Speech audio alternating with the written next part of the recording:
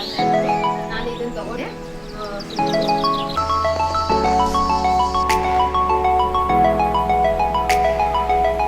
Hi all, namaste, welcome to my channel Pavithra's beauty vlog. ನಾನು ನಿಮ್ಮ ಪ್ರೀತಿಯ ಪವಿತ್ರ. ಏನೋ ಸೌಂಡ್ ಆಗ್ತಾ ಇದೆ. ಹಾಗೆ ಇವತ್ತಿನ ವ್ಲಾಗ್ನ ಶುರು ಮಾಡ್ತಾ ಇದೆ. ಇವತ್ತಿನ ವ್ಲಾಗಲ್ಲಿ ಒಂದು ಮಟನ್ ರೆಸಿಪಿ ಕೂಡ ಶೇರ್ ಮಾಡ್ಕೊತಾ ಇದ್ದೀನಿ, ಮಟನ್ ಸುಕ್ಕ. ಅದರ ಜೊತೆಗೆ ಇವತ್ತಿನ ವ್ಲಾಗ್ ಸ್ವಲ್ಪ ನನ್ನ ಕೆಲವೊಂದಿಷ್ಟು ಮಾತುಗಳನ್ನು ನಿಮ್ಮ ಜೊತೆ ಶೇರ್ ಮಾಡ್ಕೋಬೇಕು. ಸೊ ಅದನ್ನು ಕೂಡ ಇವತ್ತಿನ ವ್ಲಾಗಲ್ಲಿ ಶೇರ್ ಮಾಡ್ಕೊತಾ ಇದ್ದೀನಿ. ಬನ್ನಿ ವ್ಲಾಗ್ನ ಶುರು ಮಾಡೋಣ. ಇವತ್ತು ಮಧ್ಯಾಹ್ನದಿಂದ ವ್ಲಾಗ್ನ ಶುರು ಮಾಡಿದ್ದೀನಿ. ಪ್ರಗತಿ ಆಲ್ರೆಡಿ ಮನೆಗೆ ಬಂದಾಯಿತು. ಸೊ ಬನ್ನಿ ವ್ಲಾಗ್ ಹೇಗೆ ಹೋಗುತ್ತೆ ನೋಡೋಣ. ಲಾಸ್ಟ್ ಬ್ಲಾಗಲ್ಲಿ ಒಬ್ಬರು ಕಮೆಂಟ್ ಮಾಡಿದರು, ಫೀಡಿಂಗ್ ಪಿಲ್ಲೋ ಯೂಸ್ ಆಗ್ತಾ ಇದೆಯಾ, ತೊಗೋಬೋದಾ ಅಂತ ಹೇಳ್ಬಿಟ್ಟು. ನಾನು ಇದನ್ನು ತೊಗೊಂಡಿದ್ದೆ ನಮ್ಮ ಪಾಪುಗೆ ಅಂತ ಹೇಳ್ಬಿಟ್ಟು. ಖಂಡಿತ ಯೂಸ್ ಆಗುತ್ತೆ, ತೊಗೋಬೋದು. ನಾನು ಫಸ್ಟ್ ಕ್ರೈಯಲ್ಲಿ ತೊಗೊಂಡಿದ್ದು. ತುಂಬ ಚೆನ್ನಾಗಿದೆ. ನಿಮಗೆ ಏನಪ್ಪ ಅಂದರೆ ಬ್ಯಾಕ್ ಪೇನ್ ಬರೋದಿಲ್ಲ ಇದನ್ನು ಯೂಸ್ ಮಾಡೋದ್ರಿಂದ. ಮಗು ತುಂಬ ಕಂಫರ್ಟಬಲ್ ಆಗಿ ನೀವು ಕ್ಯಾರಿ ಮಾಡ್ಬೋದು. ಸೊ ಈ ರೀತಿ ಹಾಕ್ಕೊಂಡು ಇಲ್ಲಿ ಫೀಡ್ ಮಾಡೋದು. ನಾವು ತುಂಬ ಬೆಂಡ್ ಆಗೋಗಿರಲ್ಲ. ಸೊ ಬೆನ್ನಿಗೆ ನಮಗೆ ತುಂಬ ಸಪೋರ್ಟ್ ಬೇಕಾಗುತ್ತೆ ಫೀಡ್ ಮಾಡಬೇಕಾದ್ರೆ. ತುಂಬ ಚಿಕ್ಕ ಮಗು ಅಂತ ಅಂದಾಗ ತುಂಬ ಹೆಲ್ಪ್ ಆಗುತ್ತೆ ಅಂತ ನನಗೆ ಅನಿಸ್ತು. ಸ್ವಲ್ಪ ಪ್ರೈಸ್ ಜಾಸ್ತಿ ಇರುತ್ತೆ, ನೋಡಿ ತೊಗೊಳ್ಳಿ. ನಿಮಗೆ ತೊಗೊಳ್ಬೇಕು ಅಂತ ಇದ್ದರೆ ತೊಗೋಬೋದು, ಬಟ್ ಯೂಸ್ ಇದೆ ಅಂತ ನನಗೆ ಅನ್ನಿಸ್ತು. ಇವಾಗಲೂ ಅಷ್ಟೇ ಪ್ರೀತಮ್ಗೆ ಫೀಡ್ ಮಾಡಬೇಕಾದ್ರೆ ನಾನು ಇದನ್ನು ಯೂಸ್ ಮಾಡ್ತೀನಿ. ಸೊ ಇದ್ರ ಮೇಲೆ ಮಗು ಮಲಗಿರುತ್ತೆ. ಸೊ ನೀವು ಫೀಡ್ ಮಾಡೋದಕ್ಕೆ ಈಸಿ ಆಗುತ್ತೆ. ನಿಮಗೆ ಬ್ಯಾಕಿಗೆ ಸಪೋರ್ಟ್ ಬರುತ್ತೆ. ಯಾಕೆಂದರೆ ನಿಮಗೆ ಏನು ಬ್ರೆಸ್ಟ್ ಫೀಡಿಂಗ್ ಪೊಸಿಷನ್ ರಾಂಗ್ ಆದಾಗಲೂ ಕೂಡ ನಿಮಗೆ ಬ್ಯಾಕ್ ಪೇನ್ ಬರೋ ಚಾನ್ಸಸ್ ಜಾಸ್ತಿ ಇರುತ್ತೆ. ಸೊ ಹಾಗಾಗಿ ಆ ಥರ ನಿಮಗೆ ಬೇಡ ಅಂದರೆ ಖಂಡಿತ ಇದು ಸಜೆಸ್ಟ್ ಮಾಡ್ತೀನಿ, ತೊಗೋಬಹುದು. ನಾನು ನಿಮಗೆ ಲಿಂಕ್ ಹಾಕುವಂಥದ್ದು ಏನಿಲ್ಲ. ನೀವು ಫಸ್ಟ್ ಕ್ರೈಯಲ್ಲಿ ಹೋಗಿ ಸರ್ಚ್ ಮಾಡಿದ್ರೆ ತುಂಬ ವೆರೈಟೀಸ್ ಸಿಗುತ್ತೆ. ನಾನು ಸ್ವಲ್ಪ ಸ್ಮಾಲೇ ತೊಗೊಂಡಿದ್ದೆ, ಬೇಬಿ ಹಗ್ ಅವ್ರದ್ದು ಬ್ರ್ಯಾಂಡು. ಓಕೆ, ಯೂಸ್ ಆಗುತ್ತೆ ಅನ್ನಿಸ್ತು, ರೆಕಮೆಂಡ್ ಮಾಡ್ಬೋದು. ಯಾರಾದರೂ ಪರ್ಚೇಸ್ ಮಾಡೋಗಿದ್ರೆ ಮಾಡಿ. ಸೊ ಇದು ಅದೇ ಫೀಡಿಂಗ್ ಪಿಲ್ಲೋ. ಇವಾಗ ನನ್ನ ಮಗ ಅದ್ರ ಮೇಲೆ ಆರಾಮಾಗಿ ಮಲ್ಕೊಳ್ಳೋದು, ಆಟ ಆಡೋದು ಅದಕ್ಕೂ ಕೂಡ ಯೂಸ್ ಮಾಡ್ಬೋದು. ಸೊ ಅವ್ನಿಗೆ ತುಂಬ ಕಂಫರ್ಟಬಲ್ ಇದ್ರ ಮೇಲೆ ಮಲ್ಗೋದು. ಹಾಗೆ ಮಟನ್ ಸುಕ್ಕ ಹೇಗೆ ಮಾಡೋದು ಅಂತ ತೋರಿಸ್ತಾ ಇದ್ದೀನಿ. ಒಂದು ಡ್ರೈ ಅಷ್ಟೇ ಇದು. ಫಸ್ಟು ಏನೇ ಆಗಲಿ ನಾವು ಚಿಕನನ್ನು ಬೇಗ ಬಾಯ್ಲ್ ಮಾಡ್ಬೋದು, ಮಟನ್ ಬೇಗ ಬಾಯ್ಲ್ ಮಾಡೋದಕ್ಕಾಗೋದಿಲ್ಲ. ಹಾಗೆ ನೀವು ಕುಕ್ಕರಲ್ಲಿ ಸ್ವಲ್ಪ ನೀರು ಹಾಕ್ಕೊಳ್ಳಿ, ಸ್ವಲ್ಪ ಉಪ್ಪು ಅರಿಶಿನ ಹಾಕಿ ಒಂದು ಮಟನ್ ಮೇಲೆ ಡಿಪೆಂಡ್ ಆಗುತ್ತೆ, 3-4 ವಿಷಿಲ್ ಬಂದರೆ ಸಾಕಾಗುತ್ತೆ ಅಂತ ಅನ್ಕೋತೀನಿ. ಯಾಕೆಂತಂದರೆ ಸಂಡೇ ಸ್ವಲ್ಪ ಫ್ರೆಶ್ ಮಟನ್ ಸಿಗುತ್ತೆ. ಸಂಡೇ ಅಲ್ಲದೆ ಯಾವತ್ತೂ ಕೂಡ ನಿಮಗೆ ಫ್ರೆಶ್ ಮಟನ್ ಸಿಗಲ್ಲ. ಅದಾದಮೇಲೆ ಅದಕ್ಕೆ ಸ್ವಲ್ಪ ಒಂದು ಡ್ರೈ ಪೌಡರ್ ರೆಡಿ ಮಾಡ್ಕೋತಾ ಇದ್ದೀನಿ. ಧನಿಯಾನ ಒಂದು 2 ಸ್ಪೂನಷ್ಟು ಧನಿಯಾ, 1 ಸ್ಪೂನಷ್ಟು ಜೀರಿಗೆ ಹಾಕ್ಕೊಳ್ಳಿ, ಒಂದು ಅರ್ಧ ಸ್ಪೂನಷ್ಟು ಪೆಪ್ಪರ್, ಆಮೇಲೆ ಒಣಮೆಣಸಿನ್ಕಾಯಿ, ಸ್ವಲ್ಪ ಚಕ್ಕೆ, ಇದಿಷ್ಟನ್ನು ಹಾಕಿ ಚೆನ್ನಾಗಿ ಫ್ರೈ ಮಾಡ್ಕೊಳ್ಳಿ. ಸ್ವಲ್ಪ ನಾನು ಬ್ಯಾಡಗೆ ಮೆಣಸಿನ್ಕಾಯಿ ಕೂಡ ಹಾಕಿದ್ದೀನಿ, 1-2 ಅಷ್ಟೇ. ಖಾರದ ಜೊತೆಗೆ ಅದನ್ನು ಚೆನ್ನಾಗಿ ಗ್ರೈಂಡ್ ಮಾಡಿಕೊಂಡ್ರೆ ಈ ಥರ ಒಂದು ಡ್ರೈ ಪೌಡರ್ ರೆಡಿ ಆಗುತ್ತೆ. ಇಷ್ಟೇ ಇದಕ್ಕೆ ಮೇನ್ ಇಂಗ್ರೀಡಿಯೆಂಟ್ಸ್ ಅಂತ ಅಂದರೆ, ಈಗ ಪ್ಯಾನ್ಗೆ ಸ್ವಲ್ಪ ಆಯಿಲ್ ಹಾಕ್ಕೊಂಡಿದ್ದೀನಿ, ಅದಕ್ಕೆ ಒಂದು ಪಲಾವ್ ಎಲೆ ಹಾಕ್ಕೊಂಡಿದ್ದೀನಿ, ಒಂದು 2-3 ಸಣ್ಣದಾಗಿ ಚಾಪ್ ಮಾಡಿದಂಥ ಈರುಳ್ಳಿ, ಅದನ್ನು ಕೂಡ ಚೆನ್ನಾಗಿ ಫ್ರೈ ಮಾಡ್ಕೊಳ್ಳಿ. ಸಾಲ್ಟ್ ಹಾಕಿದ್ರೆ ಚೆನ್ನಾಗಿ ಫ್ರೈ ಆಗುತ್ತೆ ಅಂತ ಸ್ವಲ್ಪ ಉಪ್ಪು ಹಾಕಿದ್ದೀನಿ. ಅದಾದಮೇಲೆ ಶುಂಠಿ ಬೆಳ್ಳುಳ್ಳಿ ಪೇಸ್ಟ್, ಆಮೇಲೆ ರುಬ್ಬಿದಂತಹ ಪೌಡರನ್ನು ಕೂಡ ಹಾಕ್ಕೋಬೇಕು. ಶುಂಠಿ ಬೆಳ್ಳುಳ್ಳಿ ಪೇಸ್ಟ್ ಕೂಡ ಹಾಕಿದ್ದೀನಿ. ಚೆನ್ನಾಗಿ ಫ್ರೈ ಆಗಲಿ, ಈರುಳ್ಳಿ ಚೆನ್ನಾಗಿ ಬ್ರೌನ್ ಕಲರ್ ಆಗೋ ತನಕ ಫ್ರೈ ಆದರೆ ಮಟನ್ ಏನು ಈಗ ಬಾಯ್ಲ್ ಮಾಡಿದ್ನಲ್ಲ, ನೀರು, ಉಪ್ಪು, ಅರಿಶಿನ ಮತ್ತು ಮಟನ್ನು ಅದನ್ನು ಹಾಕ್ಕೊಂಡು ರುಬ್ಬಿದಂತಹ ಪೌಡರ್, ಸ್ವಲ್ಪ ಖಾರಕ್ಕೆ ಮತ್ತು ಕಲರ್ಗೆ ಅಂತ ಹೇಳ್ಬಿಟ್ಟು ಖಾರದ ಪುಡಿಯನ್ನು ಹಾಕೋತಾ ಇದ್ದೀನಿ. ಇಷ್ಟೇ, ಇನ್ಯಾವುದೇ ಇಂಗ್ರೀಡಿಯೆಂಟ್ಸ್ ಬೇಕಾಗಲ್ಲ. ಕೊತ್ತಂಬರಿ ಸೊಪ್ಪು ಹಾಕ್ಕೋಬೋದು. ಇದನ್ನು ಚೆನ್ನಾಗಿ ಮಿಕ್ಸ್ ಮಾಡಿ. ಆಮೇಲೆ ಇಷ್ಟೊಂದು ನೀರಿದೆ, ಡ್ರೈ ಹಿಂಗಾಗುತ್ತೆ ಅಂದರೆ ಮಟನ್ಗೆ ನಿಮಗೆ ಉಪ್ಪು ಖಾರ ಅದು ಎಲ್ಲ ಇನ್ನೂ ಸ್ವಲ್ಪ ಮಟನ್ ಬಾಯ್ಲ್ ಆಗಬೇಕು ಅಂತಂದರೆ ಆಲ್ಮೋಸ್ಟ್ ಇಲ್ಲಿವರೆಗೂ ನೀವು ಅದನ್ನು ಕುದಿಸ್ಬೇಕಾಗತ್ತೆ, ನೀರೆಲ್ಲ ಡ್ರೈ ಆಗೋ ತನಕ.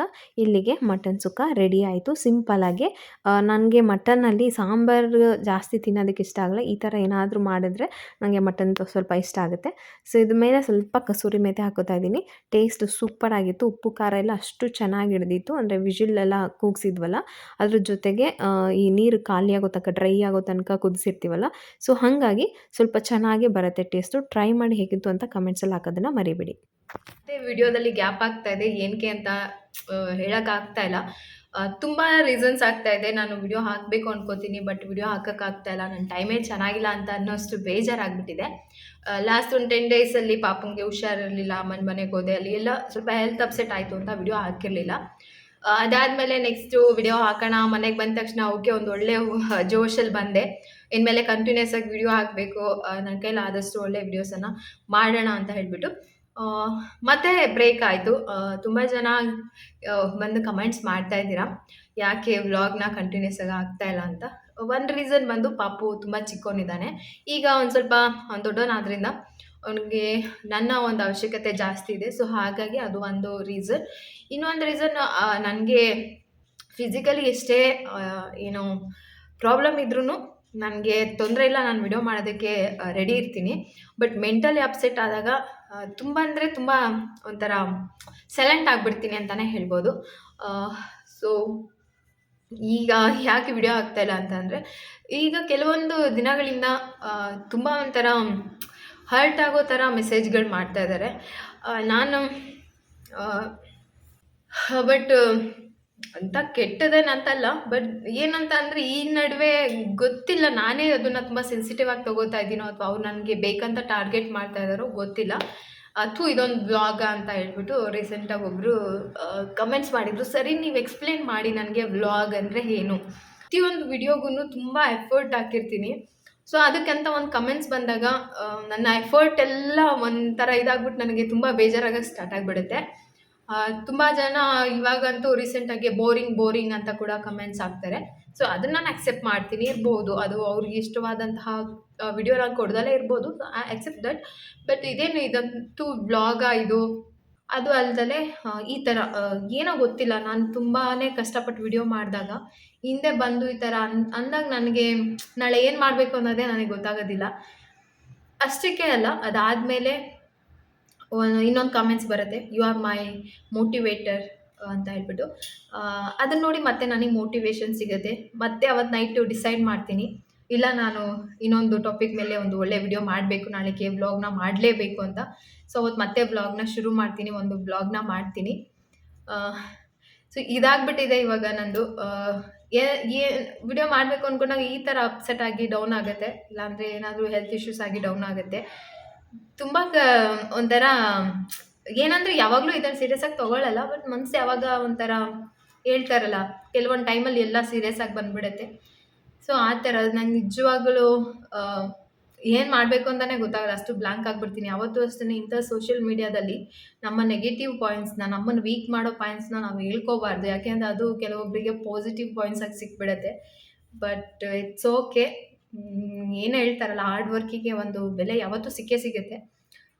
ಸೊ ಸಿಗುತ್ತೆ ಅಂತ ಅಂದ್ಕೊಂಡಿದ್ದೀನಿ. ನನ್ನ ವಿಡಿಯೋಗಳನ್ನು ನೀವು ನೋಡಿರ್ತೀರ, ಕ್ಯಾಮ್ರಾ ಎತ್ಕೊಂಡು ಅಲ್ಲಿ ಚೇಂಜ್ ಮಾಡೇ ಕಾಲೆಲ್ಲ ನೋವು ಬಂದುಬಿಟ್ಟಿರುತ್ತೆ. ಎಲ್ಲೋ ಒಂದು ಕಡೆ ನಿಂತ್ಕೊಂಡು ನಾನು ಶೂಟ್ ಮಾಡಿಬಿಟ್ಟು ಅದನ್ನು ಫಾಸ್ಟ್ ಫಾರ್ವರ್ಡಲ್ಲೋ ಸ್ಲೋ ಫಾರ್ವರ್ಡಲ್ಲೋ ಹಾಕಿ ಮಾಡಿರೋದಿಲ್ಲ. ಅಥವಾ ಒಂದು ಟಾಪಿಕನ್ನು ಇಟ್ಕೊಂಡು ಇವತ್ತು ಕುತ್ಕೊಂಡು ಮಾತಾಡ್ತಾ ಇದ್ದೀನಲ್ಲ, ಆ ಥರ ಎಲ್ಲೂ ಕುತ್ಕೊಂಡು ಮಾತಾಡಿಲ್ಲ. ಸೊ ಇದನ್ನೆಲ್ಲ ನಾನು ಹೇಳೋ ಅಂಥದ್ದು ಇಲ್ಲ, ಯಾಕೆ ಅಂತಂದರೆ ಇದು ನನ್ನ ಅವಶ್ಯಕತೆ. ಸೊ ನೀವ್ಯಾರು ನನ್ನನ್ನು ವಿಡಿಯೋ ಮಾಡಿ ಅಂತ ಏನು ಹೇಳಿಲ್ಲ, ಅಥವಾ ಯೂಟ್ಯೂಬ್ ಚಾನಲ್ ಕ್ರಿಯೇಟ್ ಮಾಡಿ ಅಂತ ಹೇಳಿಲ್ಲ. ಸೊ ಇದು ನನ್ನ ಅವಶ್ಯಕತೆಗೆ ನಾನು ಕಂಡುಕೊಂಡಿದ್ದಂಥ ಒಂದು ದಾರಿ. ಈಗ ಅಕ್ಸೆಪ್ಟ್ ಮಾಡಲೇಬೇಕು, ನೆಗೆಟಿವನ್ನು ಅಕ್ಸೆಪ್ಟ್ ಮಾಡಬೇಕು, ಪಾಸಿಟಿವನ್ನು ಅಕ್ಸೆಪ್ಟ್ ಮಾಡಬೇಕು. ಸೊ ಅದಕ್ಕೆ ರಿಯಾಕ್ಟ್ ಮಾಡಬಾರ್ದು, ಅಷ್ಟೇ. ಅದು ಸೊ ಮತ್ತೆ ಇವರು ನೆಗೆಟಿವ್ ಬಗ್ಗೆನೇ ಮಾತಾಡ್ತಾ ಇದ್ದಾರೆ ಅಂತ ಹೇಳ್ಬಿಟ್ಟು ದಯವಿಟ್ಟು ಬೇಜಾರು ಮಾಡ್ಕೋಬೇಡಿ. ಯಾಕೆ ಅಂತ ಅಂದಾಗ ನಿಮಗೂ ಗೊತ್ತಿರುತ್ತೆ, ನೀವೇನೇ ಅಂದ್ಕೊಳ್ಳಿ, ಒಂದು ಕಷ್ಟಪಟ್ಟು ಏನೋ ಒಂದು ಕೆಲಸ ಮಾಡಿರ್ತೀರ, ಅದಕ್ಕೆ ಬರೀ ಏನಾದರೂ ನೆಗೆಟಿವ್ ಆಗಿ ಬಂದರೆ ನಿಮಗೂ ಬೇಜಾರಾಗುತ್ತೆ. ನೀವೇ ಯೋಚನೆ ಮಾಡಿ, ನನಗೆ ಇದೊಂದು ಬ್ಲಾಗ ಅಂತ ಹೇಳಿದ್ರೆ, ನಾನು ಆ್ಯಸ್ ಅ ಹೌಸ್ ವೈಫ್ ನಾನು ಹೊರಗಡೆ ಹೋಗೋಕ್ಕಾಗಲ್ಲ, ನನಗೆ ಮಗು ಮನೆಯೇ ಪ್ರಪಂಚ. ಈ ಪ್ರಪಂಚದಲ್ಲೇ ಎಷ್ಟು ನಾನು ಕ್ರಿಯೇಟ್ ಮಾಡ್ತಾ ಇದ್ದೀನಿ ಅಂತಂದರೆ, ಇನ್ನು ಹೊರಗಡೆ ಪ್ರಪಂಚಕ್ಕೆ ಹೋಗಿದ್ರೆ ನಾನು ಇನ್ನೂ ಚೆನ್ನಾಗಿ ಮಾಡ್ತಾಯಿದ್ದೆ. ಸೊ ಅದನ್ನು ಯೋಚನೆ ಮಾಡಿ. ಸೊ ಇದನ್ನು ಜಾಸ್ತಿ ಎಕ್ಸ್ಪ್ಲೇನ್ ಮಾಡೋಕ್ಕೆ ಹೋದರೆ ತುಂಬ ದೊಡ್ಡದಾಗ್ಬಿಡುತ್ತೆ. ಸೊ ಇಲ್ಲಿಗೆ ಲೀವ್ ಮಾಡ್ತೀನಿ. ಯಾಕೆ ಅಂತಂದರೆ ನಾವೇನು ಸೆಲೆಬ್ರಿಟಿಗಳಲ್ವಾ ಅಲ್ಲ, ಅಥವಾ ಆ್ಯಕ್ಟರ್ಸ್ಗಳೆಲ್ಲ ಏನೋ ಅನ್ಸ್ಕೊಂಡೇ ನಮ್ಗೆ ಅಭ್ಯಾಸ ಬಿಡಿ ಅಂತ ಅನ್ನೋದಕ್ಕೆ, ಅಥವಾ ಮಾತಾಡ್ತಾ ಇರ್ತಾರೆ. ಬಟ್ ನನಗೆ ಬೆಳಗ್ಗೆಯಿಂದ ನಿನ್ನೆಯಿಂದ ತುಂಬ ಅಳುನೇ ಬರ್ತಾ ಇದೆ, ಏನಾಗಿದೆ ನನ್ನ ವಿಡಿಯೋಗಳಿಗೆ ಅಂತ ಹೇಳ್ಬಿಟ್ಟು ಈ ಥರ ಹೇಳ್ತಾರೆ ಅಂತ. ಬಟ್ ಈ ಥರದವ್ರು ಇರಬೇಕು, ಆವಾಗಲೇ ನಮಗೊಂದು ಮೋಟಿವೇಶನ್ನು ಸಿಗೋದು. ನಾವಿನ್ನೂ ಬೆಟರಾಗಿ ಮಾಡಬೇಕು, ಇನ್ನೂ ಚೆನ್ನಾಗಿ ಮಾಡಬೇಕು. ಹೌದಾ, ಬೋರ್ ಆಯಿತಾ ಅಂತ ನಾವಿನ್ನೂ ಸ್ವಲ್ಪ ಡಿಫ್ರೆಂಟಾಗಿ ಮಾಡೋಕ್ಕೆ ಹೋಗೋದು. ಮೇ ಬಿ ಅದರಲ್ಲಿ ನಮಗೆ ಸಕ್ಸಸ್ ಸಿಗ್ಬೋದು. Thank you so much negative ಆಗಿ ಹೇಳಿರೋದು. ಬಟ್ ನಾನು ಕೂಡ ಒಬ್ಬಳು ಮನುಷ್ಯಳಾಗಿರೋದ್ರಿಂದ ಆ ಕ್ಷಣಕ್ಕೆ ನನಗೆ ಬೇಜಾರಾಗೇ ಆಗುತ್ತೆ. ಸೊ ಬೇಜಾರನ್ನು ಯಾವ ಥರ ಎಕ್ಸ್ಪ್ರೆಸ್ ಮಾಡಬೇಕು ಅಂತ ಗೊತ್ತಾಗಲ್ಲ, ಅಷ್ಟೇ. ಸೊ ಇಟ್ಸ್ ಓಕೆ, ನೋಡೋಣ ಮುಂದೆ ನಿಮಗೂ ಇಷ್ಟ ಆಗುವಂತಹ ವಿಡಿಯೋಸ್ ಏನಾದರೂ ನನ್ನ ಕೈಲಿ ಮಾಡೋಕ್ಕಾದ್ರೆ ಖಂಡಿತ ಮಾಡ್ತೀನಿ. ನನಗೆ ಇದುವರೆಗೂ ಸಪೋರ್ಟ್ ಮಾಡಿರುವಂಥ ಈ 36,000 ಜನ ಸಬ್ಸ್ಕ್ರೈಬರ್ಸ್ಗೂ ತುಂಬ ತುಂಬ ತುಂಬ ತುಂಬ ಥ್ಯಾಂಕ್ಸ್ ಅಷ್ಟೇ. ಅದು ಓಕೆ, ಇಲ್ಲಿಗೆ ಈ ಒಂದು ಟಾಪಿಕನ್ನು ಸ್ಟಾಪ್ ಮಾಡ್ತೀನಿ. ಸೊ ಇದನ್ನು ನಾನು ಬ್ರೈನಿಂದನೂ ಕೂಡ ತೆಗೆದುಬಿಡ್ತೀನಿ. ನೆಕ್ಸ್ಟು ಒಂದು ಒಳ್ಳೆಯ ವ್ಲಾಗ್ಗಳ ಜೊತೆ ಮತ್ತೆ ಮತ್ತೆ ಸಿಗ್ತಾ ಇರ್ತೀನಿ. ಸೊ ಬನ್ನಿ ವ್ಲಾಗ್ ಕಂಟಿನ್ಯೂ ಮಾಡೋಣ. ಹಾಗೆ ಬೇಬಿ ಫುಡ್ ಒಂದು ತೋರಿಸ್ತಾ ಇದ್ದೀನಿ. ಈಗ ನಮ್ಮ ಪ್ರೀತಮ್ಗೆ 7 ಆಲ್ಮೋಸ್ಟ್ ಕಂಪ್ಲೀಟ್ ಆಗ್ತಾ ಇದೆ. ಇಲ್ಲಿ ನಾನು ಹೆಸರು ಬೇಳೆ ಹಾಕಿ ತರಕಾರಿ ಹಾಕಿ ರೈಸ್ ಹಾಕಿ ಕೂಗಿಸಿದ್ದೆ ಬಿಸಿಬೇಳೆ ಬಾತ್ ಮಾಡೋದಕ್ಕೆ. ತೊಗರಿಬೇಳೆ ಅಲ್ಲ, ಹೆಸರು ಬೇಳೆ. ತೊಗರಿಬೇಳೆ ಸ್ವಲ್ಪ ಡೈಜೆಷನ್ ಆಗಲ್ಲ ಅಂತ ಹೇಳ್ತಾರೆ, ಅದನ್ನು ಕೊಡೋದಕ್ಕೆ ಹೋಗಬೇಡಿ. ಹೆಸರು ಬೇಳೆ ಹಾಕಿ ಕೂಡ ಒಂದೊಂದು ಸರಿ ನಾನು ಬಿಸಿಬೇಳೆ ಬಾತ್ ಮಾಡ್ತೀನಿ. ಸೊ ಅದನ್ನು ಒಗ್ಗರಣೆ ಹಾಕೋಕ್ಕೂ ಮುಂಚೆಗೆ ಬರೀ ಅನ್ನ, ಅರಿಶಿನ, ಒಂಚೂರು ತರಕಾರಿ ಅಷ್ಟೇ, ಅದನ್ನು ಪಾಪುಂಗೆ ಒಂದೊಂದು ಸಾರಿ ಕೊಡ್ತೀನಿ. ಸೊ ಹಾಗೆ ಒಂದು ರೆಸಿಪಿ ಥರ ನಿಮಗೆ ಶೇರ್ ಮಾಡಿಕೊಂಡೆ ಈಗ ಕೊಡಬಹುದು, ಓಕೆನಾ. ಅದಾದಮೇಲೆ ಇದು ಫ್ರೂಟ್ ನಿಬ್ಲರು. ಈಗ ಮಗುಗೆ ನೀವು ಫ್ರೂಟ್ ಕೊಡ್ತೀನಿ ಅಂತ ಅಂದರೆ ಪೊಮಗ್ರನೇಟು, ಗ್ರೇಪ್ಸು, ಆಮೇಲೆ ಪಪ್ಪಾಯ, ಸೊ ಇದೆಲ್ಲ ಹಾಕಿ ಕೊಡೋದ್ರಿಂದ ಮಗುಗೆ ಡೈರೆಕ್ಟಾಗಿ ನುಂಗೋದಕ್ಕೆ, ಕಡಿದು ನುಂಗೋದೆಲ್ಲ ಕಷ್ಟ ಅಲ್ವಾ. ಸೊ ಇದರಲ್ಲಿ ರಸ ಮಾತ್ರ ಹೋಗುತ್ತೆ. ನಿಮಗೆ ದಾಳಿಂಬೆ ಹಣ್ಣಿಗಂತೂ ತುಂಬ ಚೆನ್ನಾಗಿದೆ, ಅವರು ಕಚ್ಚೋದಕ್ಕೆ ಗೊತ್ತಾಗುತ್ತೆ, ಕಚ್ತಾರೆ. ಸೊ ಆವಾಗ ರಸ ಹೋಗುತ್ತೆ. ಯಾರಿಗಾದ್ರೂ ಬೇಕಂದರೆ ಟ್ರೈ ಮಾಡಿ, ಚೆನ್ನಾಗಿದೆ. ಇಲ್ಲಿ ಹಾಗೆ ಪ್ರೀತಮ್ಗೆ ಇವಾಗ 7 ಮಂತ್ ಆಲ್ಮೋಸ್ಟ್ ಕಂಪ್ಲೀಟ್ ಆಗ್ತಾ ಬರ್ತಾ ಇದೆ. ಬಟ್ ಅವನಿನ್ನೂ ತೆಗಿಯೋದು ಮಾಡ್ತಾಯಿಲ್ಲ. ಅವನಾಗಿ ಓನಾಗಿ ಕುತ್ಕೊಳ್ಳೋಲ್ಲ. ಹಿಂಗೆ ಕೂರಿಸಿದ್ರೆ ಒಂದು 5 ನಿಮಿಷನಾದ್ರೂ ಒಬ್ಬನೇ ಕುತ್ಕೋತಾನೆ. ಬಟ್ ಸಪೋರ್ಟ್ಗೆ ಅಂತ ನಾನು ಪಿಲ್ಲೋ ಇಟ್ಟಿರ್ತೀನಿ. ಯಾಕೆ ಅಂತಂದರೆ ಸ್ವಲ್ಪ ಭಯ ಅಲ್ವಾ. ಆಮೇಲೆ ಎಷ್ಟೊಂದು ಪ್ರಾಡಕ್ಟ್ಸ್ನ ನಾನು ಯೂಸ್ ಆಗಿದ್ದರೆ ನನಗೆ ಮಾತ್ರನೇ ನಿಮ್ಮ ಹತ್ರ ಶೇರ್ ಮಾಡ್ಕೋತೀನಿ. ಅದು ಫ್ರೂಟ್ ನಿಬ್ಲರ್ ಆಗಿರ್ಬೋದು, ಸ್ಟ್ರೋಲರು ಮತ್ತು ಆ ಬೌನ್ಸಿಂಗ್ ಚೇರ್ ನಿಜವಾಗ್ಲೂ ತುಂಬ ಹೆಲ್ಪ್ ಆಗಿದೆ. ಸಿಂಗಲ್ ಹ್ಯಾಂಡ್ ಮದರ್ಸ್ಗೆ ಯೂಸ್ ಆಗುವಂಥ ಪ್ರಾಡಕ್ಟ್ಸ್ ಇದ್ದರೆ ಮಾತ್ರ ನನ್ನ ಜೊತೆ ಶೇರ್ ಮಾಡ್ಕೊಂಡಿರೋದು. ಆಮೇಲೆ ನಂದು ಎಲ್ಲ ಪ್ರಾಡಕ್ಟ್ಸ್ ಕೂಡ ನಾನು ಏನು ತೊಗೊಂಡಿದ್ದೀನಿ ಅದು ಕ್ವಾಲಿಟಿ ಚೆನ್ನಾಗಿರುತ್ತೆ ಮತ್ತು ಬಜೆಟ್ ಫ್ರೆಂಡ್ಲಿ ಆಗಿರುತ್ತೆ. ಅದನ್ನು ನೋಡೇ ನಾನು ಜಾಸ್ತಿ ಸೆಲೆಕ್ಟ್ ಮಾಡ್ಕೊಳ್ಳೋದು. ಸೊ ಇವಾಗ ಈವ್ನಿಂಗ್ ಆಯಿತು, ಹಾಗೆ ವ್ಲಾಗ್ನ ಕಂಟಿನ್ಯೂ ಮಾಡ್ತಾ ಇದ್ದೀನಿ. ಇವತ್ತೇನು ವ್ಲಾಗ್ ಅಷ್ಟು ಸ್ಪೆಷಲ್ಲಾಗಿ ಮಾಡೋದಕ್ಕೆ ಆಗಲಿಲ್ಲ. ಜಸ್ಟ್ ಹಾಗೆ ಒಂದು ನನ್ನಲ್ಲಿ ಒಂದು ಮನಸ್ಸಲ್ಲಿ ಇದ್ದಿದ್ದಂತಹ ಒಂದು ಮಾತನ್ನು ನಿಮ್ಮ ಹತ್ರ ಹೇಳಬೇಕು ಅಂತಾಯಿತು. ಸೊ ಅಷ್ಟೇ. ಈವ್ನಿಂಗ್ ಆದಮೇಲೆ ಸ್ವಲ್ಪ ಕೆಲಸಗಳು, ಆಲ್ಮೋಸ್ಟ್ ಹೌಸ್ ವೈಫ್ ಅಂತ ಅಂದಮೇಲೆ ತುಂಬ ಕೆಲಸಗಳು ಉಳಿಯುತ್ತೆ. ಸೊ ನಮ್ಮನೇಲಿ ನೋಡಿ ಜಸ್ಟ್ ಒಂದು 2 ಡೇಸ್ ಬಟ್ಟೆನ ಫೋಲ್ಡ್ ಮಾಡಿಲ್ಲ. 2 ಡೇಸ್ದು ಇನ್ನೂ ಸ್ವಲ್ಪ ಇದೆ. ಸಂಡೇ ನಾನು ಬೆಡ್ಶೀಟೆಲ್ಲ ಹಾಕ್ತೀನಲ್ವ, ಸೊ ಒಂದು 3-4 ಬೆಡ್ಶೀಟೆಲ್ಲ ಡ್ರೈ ಆಗಿದೆ, ಅದನ್ನು ಅಲ್ಲೇ ಬಿಟ್ಟಿದ್ದೀನಿ. ಇದೆಲ್ಲ ಫೋಲ್ಡಿಂಗ್ ಆದಮೇಲೆ ಅದು ತೊಗೊಂಡು ಬರೋಣ ಅಂತ ಹೇಳ್ಬಿಟ್ಟು. ಸೊ ಇಷ್ಟು ಬಟ್ಟೆಗಳು ಜಸ್ಟ್ ಒಂದು 2 ಡೇಸ್ ಫೋಲ್ಡ್ ಮಾಡ್ದಲ್ಲಿ ಇದ್ದಿದ್ದಕ್ಕೆ ನಮ್ಮ ಮನೇಲಿ ಸ್ಟಾಕ್ ಆಗಿರೋದು. ಸೊ ಬಟ್ಟೆ ಮಡ್ಚೋ ಅಂತಹ ದೊಡ್ಡ ಮಿಷಿನ್ ಆಗಿಬಿಟ್ಟಿರ್ತೀವಿ ನಾವು. ಮಡ್ಚೋದು, ಒಗೆಯೋದು, ಒಣಗಾಕೋದು, ಮಡ್ಚೋದು, ಒಗೆಯೋದು, ಒಣಗಾಕೋದು. ಅದರೊಳಗೂ ಅವಾಗೆಲ್ಲ ಒಂದು ವಾರ್ಡ್ರೋಬಲ್ಲಿ ಎಲ್ಲರ ಬಟ್ಟೆನೂ ಜೋಡಿಸ್ತಾಯಿದ್ರು. ಸೊ ಈಸಿ ಆಗ್ತಾಯಿತ್ತು. ಇವಾಗ ಮನೆ ಮಕ್ಳಿಗೆಲ್ಲ ಒಂದೊಂದು ವಾರ್ಡ್ರೋಬು. ಪ್ರಗತಿ ವಾರ್ಡ್ರೋಬು ನನ್ನ ಹಸ್ಬೆಂಡು, ನಂದು, ಈಗ ಪ್ರೀತಮ್ದು ಒಂದು ಸ್ಪೆಷಲ್ಲು. ಸೊ ನಾನೇನು ಮಾಡಬೇಕು ಅಂತಂದರೆ ಬಟ್ಟೆ ಮಡ್ಚೋದ್ರ ಜೊತೆಗೆ ಎಲ್ಲರದು ಸಪ್ರೇಟ್ ಮಾಡಿ ಎಲ್ಲರ ವಾರ್ಡ್ರೋಬ್ಗೂ ಹೋಗಿ ಎಲ್ಲರ ವಾರ್ಡ್ರೋಬ್ನ ಆರ್ಗನೈಸ್ ಮಾಡಿ ಅಲ್ಲಲ್ಲಿ ಜೋಡಿಸ್ಬಿಟ್ಟು ಬರಬೇಕು. ಸೊ ಅದು ದೊಡ್ಡ ಕೆಲಸ ಅಂತಲೇ ಹೇಳ್ಬೋದು. ಇದು ನಾರ್ಮಲಾಗಿ ಎಲ್ಲ ಹೆಣ್ಮಕ್ಳು ಫೀಲ್ ಮಾಡಿರ್ತೀರ. ಆವಾಗಿಂದೇ ಚೆನ್ನಾಗಿತ್ತು ಅನಿಸ್ತಾ ಇತ್ತು. ನಮ್ಮಮ್ಮ ಹೇಳ್ತಾ ಇದ್ರಿ ಯಾವಾಗ್ಲೂ, ಆವಾಗ ಅಜ್ಜಿ ಮನೆಯಲ್ಲಿ ಒಂದು ಮಂಕ್ರಿ ಇಟ್ಟಿದ್ರಂತೆ. ಡೈಲಿ ಇಕ್ಕೋ ಬಟ್ಟೆನೆಲ್ಲ ಆ ಮಂಕ್ರಿಲಿ ತುಂಬಿಡ್ತಾಯಿದ್ರು, ಫೋಲ್ಡ್ ಮಾಡ್ತಾ ಇರಲಿಲ್ಲ. ಯಾವಾಗ ಅವರು ಫ್ರೆಶ್ ಅಪ್ ಆದಮೇಲೆ ಹೋಗಿ ಆ ಮಂಕ್ರಿಲಿ ಹುಡ್ಕೊಂಡು ಹಾಕ್ಕೋಬೇಕಿತ್ತು ಅಂತ. ಸೊ ಅದು ಬೆಸ್ಟ್ ಅನಿಸುತ್ತೆ. ಇವಾಗಂತೂ ನನಗೆ ನಿಜವಾಗ್ಲೂ ಆಗೋಲ್ಲ. ಒಂದೊಂದು ಬಟ್ಟೆ, ಒಂದು ಟೀ ಶರ್ಟ್ ಒಂದು ಕಡೆ, ಪ್ಯಾಂಟ್ ಒಂದು ಕಡೆ, ಡ್ರೆಸ್ ಒಂದು ಕಡೆ, ನಂದೆಲ್ಲ ಬೇರೆ ಕಡೆ ಆರ್ಗನೈಸ್ ಮಾಡಬೇಕು. ಎಲ್ಲ ಸಪ್ರೇಟ್ ಮಾಡಿ ಫೋಲ್ಡ್ ಮಾಡಿ, ತುಂಬ ಕಷ್ಟ ಇದೆ. ಇದಂತೂ ಸಿಂಪಲ್ ಕೆಲಸ, ಬಟ್ಟೆ ಮರ್ಚಿಕ್ಕೋದಲ್ವಾ ಅಂತ, ಬಟ್ ತುಂಬ ಕಷ್ಟವಾದ ಕೆಲಸ. ಸೊ ಮಾಡೋಣ. ನನ್ನ ಮಗಳಂತೂ ಇವತ್ತು ಅದು ಯಾವ ಕಡೆ ದೇವ್ರ ಬುದ್ಧಿ ಕೊಟ್ಟನೋ ಗೊತ್ತಿಲ್ಲ, ಫುಲ್ಲು ಮನೆಯೆಲ್ಲ ಕ್ಲೀನ್ ಮಾಡಿ ಅಲ್ಲಿ ಇಲ್ಲಿ ಬಿದ್ದಿದ್ದು ಚಲ್ಲಾಪಿಲ್ಲ ಆಗಿದ್ದು ವಸ್ತು ಎಲ್ಲ ಎತ್ತಿಟ್ಟು, ಏನೋ ಅಮಾವಾಸ್ಯೆಗೆ ಒಂದ್ಸರಿ, ಪೂರ್ಣಿಮೆಗೆ ಒಂದ್ಸರಿ ಇದೊಂದು ಒಳ್ಳೆ ಬುದ್ಧಿ ಬರುತ್ತೆ ಅಲ್ವ ಪ್ರಗತಿ?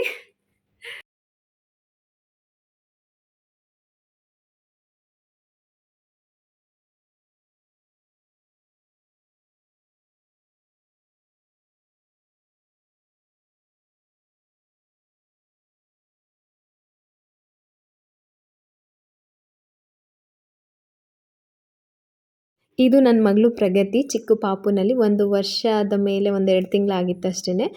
ಚಂಡೀಗಢ ಕ್ವಾರ್ಟರ್ಸಲ್ಲಿ ತೆಗೆದಿದ್ದಂತಹ ವಿಡಿಯೋ. ಪ್ರೀತಮ್ನ ತುಂಬ ಜನ ಪ್ರಗತಿ ಥರನೇ ಅಂತ ಹೇಳ್ತಾರೆ. ಸೊ ಹಾಗಾಗಿ ಒಂದು ಕ್ಲಿಪ್ಪನ್ನು ನಿಮ್ಮ ಜೊತೆ ಶೇರ್ ಮಾಡಿಕೊಂಡೆ. ಹೀಗೆ ನನಗೆ ಈ ಕ್ಲಿಪ್ ಸಿಕ್ಕಿದಾಗ ವಿಡಿಯೋಗಳಲ್ಲಿ ಮಧ್ಯೆ ಹಾಕ್ತಾ ಇರ್ತೀನಿ. ಸೊ ಫ್ರೆಂಡ್ಸ್, ಇವತ್ತು ನಾವು ವ್ಲಾಗ್‌ನ ಎಂಡ್ ಮಾಡ್ತಾ ಇದೀನಿ. ಎಂಡ್ ಮಾಡೋಕ್ಕೂ ಮುಂಚೆಗೆ ನನ್ನ ಒಂದು ಅಂದ್ರೆ ಶ್ರಾವಣ ಶನಿವಾರದ ಪೂಜೆ ವ್ಲಾಗಲ್ಲಿ ಒಂದು ಸ್ಯಾರಿ ಹಾಕಿದ್ದೆ. ಅದರ ಡಿಸೈನ್ ಅನ್ನ ತೋರಿಸಿ ಹೇಗಿದೆ ಅಂತ ನೆಕ್ಸ್ಟ್ ವ್ಲಾಗಲ್ಲಿ ಕೇಳಿದ್ರಿ. ಅದಾದ್ಮೇಲೆ ಸ್ವಲ್ಪ ಫ್ರೀ ಇರ್ಲಿಲ್ಲ. ಇದೇ ಅದು ಸ್ಯಾರಿ. ಇದು ಡಿಸೈನ್ ನಾನೇನು ಮಾಡ್ಸಿರೋದಲ್ಲ, ಇದು ನಾನೇ ಮಾಡಿರೋದು. ನಿಮ್ಗೆ ಗೊತ್ತಿರೋ ಹಾಗೆ ನಾನು ಕ್ರೋಶಾ ವರ್ಕ್ ಮಾಡ್ತೀನಿ ಅಂತ ಹೇಳಿದ್ದೆ. ಕ್ರೋಶಾ ಟ್ಯಾಸಲ್ಸ್ ಎಲ್ಲ ಹಾಕ್ತೀನಿ. ಸೊ ಅವಾಗ ಒಂದು ಐಡಿಯಾ ಬಂತು ಈ ತರ ಮಾಡೋಣ ಅಂತ. ಫಸ್ಟ್ ಇದು ಮಾಡಿದೆ, ತುಂಬಾ ದಪ್ಪ ಮಣಿ ಒಂಥರ ಇಷ್ಟ ಆಗ್ಲಿಲ್ಲ. ಅದಾದ್ಮೇಲೆ ಇನ್ನೊಂದು ಬ್ಲೌಸ್ಗೆ ಈ ಡಿಸೈನ್ ಅನ್ನ ಮಾಡಿದೆ. ಸೊ ಇದು ಬಂದ್ಬಿಟ್ಟು ಸ್ಯಾರಿ ಫುಲ್ ರೆಡ್ ಕಲರ್ ಅಲ್ಲಿ ಇದೆ.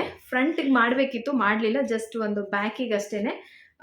ಇದು ಸ್ವಲ್ಪ ಡೀಪ್ ಆಗಿದ್ರೆ ಚೆನ್ನಾಗಿರ್ತಾ ಇತ್ತು. ಇದು ತುಂಬಾ ಹಳೇ ಬ್ಲೌಸ್, ಅವಾಗ ಹೊಲಿಸಿದ್ದು. ಸೊ ಹಾಗಾಗಿ ಅಷ್ಟು ಡೀಪ್ ಇಲ್ಲ. ಇನ್ನು ಡಿಸೈನ್ ಮಣಿಗಳೆಲ್ಲ ಸಿಗುತ್ತೆ, ಸ್ಟೋನ್ ಲೇಸ್ ಹಾಕೋಬಹುದು, ಇನ್ನು ವರ್ಕ್ ಮಾಡೋಗಿದ್ರೆ ಮಾಡ್ಬೋದು. ಸೊ ಈ ತರ ಪುಟ್ಟ ಪುಟಾಣಿಯಾಗಿ ಹಾಕಿದೆ. ಆಮೇಲೆ ನನ್ಗೆ ಇಷ್ಟ ಆಯ್ತು ಇದು ಬ್ಲೌಸಲ್ಲಿ, ತುಂಬ ಚೆನ್ನಾಗಿ ಕಾಣಿಸುತ್ತೆ. ಸ್ಯಾರಿ ರೆಡ್ ಹಾಕಿದಾಗ ಹಾಕ್ಕೊಂಡ್ರೆ ಇದೇ ಡಿಸೈನ್ ಅದು ಅಷ್ಟೇ. ಅದನ್ನು ಫಸ್ಟ್ ಟ್ರಯಲ್ ಮಾಡಿದೆ, ಅಷ್ಟು ಚೆನ್ನಾಗಿ ಬಂದಿಲ್ಲ. ಸೊ ಹಾಗಾಗಿ ಬ್ಯಾಕ್ ಸೈಡ್ ಫುಲ್ಲು ರಿಮೂವ್ ಮಾಡಿದೆ, ಚಿಕ್ಕದಾಗಿ ಹಾಕೋಣ ಅಂತ. ಮತ್ತು ಕಲರ್ ಕೂಡ ಅದು ಹೈಲೈಟಾಗಿ ಕಾಣಿಸಲ್ಲ. ಸೊ ಹಾಗಾಗಿ ಆ ಬ್ಲೌಸ್ಗೆ ಬೇಡ ಅನಿಸ್ತು. ಇದನ್ನು ಟ್ರೈ ಮಾಡಿದೆ. ಇದು ಈ ಬ್ಲೌಸ್ ಮೇಲೆ ರೆಡ್ ಕಲರ್ಗೆ ತುಂಬ ಚೆನ್ನಾಗಿ ಸೂಟ್ ಆಯಿತು. ಸೊ ಇದೇ ಆ ಡಿಸೈನು, ಕೇಳಿದ್ರಲ್ಲ ಅಂತ ತೋರಿಸ್ದೆ. ಚೆನ್ನಾಗಿದೆಯಾ, ಹೇಗಿದೆ ಅಂತ ಹೇಳ್ಬಿಟ್ಟು ಕಮೆಂಟ್ ಮಾಡಿ. ಕ್ರೋಶಾ ವರ್ಕ್ ಮಾಡಬೇಕಾದ್ರೆ ಏನೋ ಒಂದು ಟ್ರೈ ಮಾಡ್ತಾ ಇರ್ತಿದ್ದೆ. ಅಷ್ಟೇ. ಅದಾದಮೇಲೆ ನಿಮ್ಗೆ ಗೊತ್ತಿರ್ಬೋದು ನಾನು ಬ್ಲೌಸ್ ಎಲ್ಲ ಸ್ಟಿಚ್ ಮಾಡ್ತೀನಿ ಅಂತ. ಬ್ಲೌಸ್ ಸ್ಟಿಚ್ ಮಾಡ್ತೀನಿ, ಟ್ಯಾಸಲ್ಸ್ ಹಾಕ್ತೀನಿ. ಸೊ ಈ ಥರ ಏನಾದರೂ ತಲೆಗೆ ಐಡಿಯಾ ಬಂದರೆ ಅದನ್ನು ಕೂಡ ಮಾಡ್ತಾಯಿದ್ದೆ. ಬಟ್ ಇವಾಗ ಬೇರೆ ಕಡೆ ಎಲ್ಲೂ ಗಮನ ಕೊಡೋಕ್ಕೆ ಟೈಮ್ ಆಗ್ತಾಯಿಲ್ಲ. ಬರೀ ಮಗ, ಮನೆ ಕೆಲಸ, ಸೊ ಇಷ್ಟೇ ಆಗ್ತಾಯಿದೆ. ನೋಡೋಣ, ಇನ್ಮೇಲೆ ಸ್ವಲ್ಪ ಸ್ಟಿಚಿಂಗು ಎಲ್ಲ ಮಾಡೋಣ ಅಂತ ಅನ್ಕೊತಾ ಇದ್ದೀನಿ. ಬಟ್ ನಿಮ್ಗೆಲ್ಲರಿಗೂ ಗೊತ್ತಿರೋ ಹಾಗೆ ಚಿಕ್ಕ ಮಗು ಇದ್ದಾಗ ಸ್ವಲ್ಪ ಕಷ್ಟ. ಅವ್ನ ಕೆಲಸ ಅಂದರೆ ಒಂದು ವರ್ಷನಾದರೂ ಆಗಬೇಕು ಅಂತ ನಾನು ಅನ್ಕೊತಾ ಇದ್ದೀನಿ. ಅದಾದಮೇಲೆ ಅವ್ರವ್ರ ಸ್ವಲ್ಪ ಅಂದರೆ ಆಟ ಆಡೋದು, ಅದು ಇದು ಮಾಡೋದು, ಓಕೆ, ಏನಾದರೂ ಕೆಲಸ ಮಾಡಲಿ, ಸೈಲೆಂಟಾಗಿದ್ದರೆ ಸಾಕು ನನಗೆ. ಸೊ ಫ್ರೆಂಡ್ಸ್, ಇವತ್ತಿನ ವ್ಲಾಗ್ನ ಇಲ್ಲೇ ಎಂಡ್ ಮಾಡ್ತಾ ಇದ್ದೀನಿ. ಈ ವ್ಲಾಗ್ ಏನಾದರೂ ನಿಮಗೆ ಸ್ವಲ್ಪನಾದರೂ ಇಷ್ಟ ಆಗಿದ್ದರೆ ಲೈಕ್ ಮಾಡಿ, ಚಾನಲ್ನ ಸಬ್ಸ್ಕ್ರೈಬ್ ಮಾಡ್ಕೊಳ್ಳಿ. ಇಷ್ಟ ಇದ್ದರೆ, ಬಲವಂತ ಏನೂ ಇಲ್ಲ, ಬಲವಂತವಾಗಿ ಸಬ್ಸ್ಕ್ರೈಬ್ ಮಾಡಿ ಅಂತ ಹೇಳೋದಕ್ಕೆ ನಾನು ಯಾರೂ ಅಲ್ಲ. ನಿಮಗೆ ಇಷ್ಟ ಆದರೆ ಮಾತ್ರ ಚಾನಲ್ನ ಸಬ್ಸ್ಕ್ರೈಬ್ ಮಾಡ್ಕೊಳ್ಳಿ. ಸಿಗೋಣ ಮತ್ತೊಂದು ವ್ಲಾಗಲ್ಲಿ. ಅಲ್ಲಿವರೆಗೂ ಟೇಕ್ ಕೇರ್, ಬಾಯ್.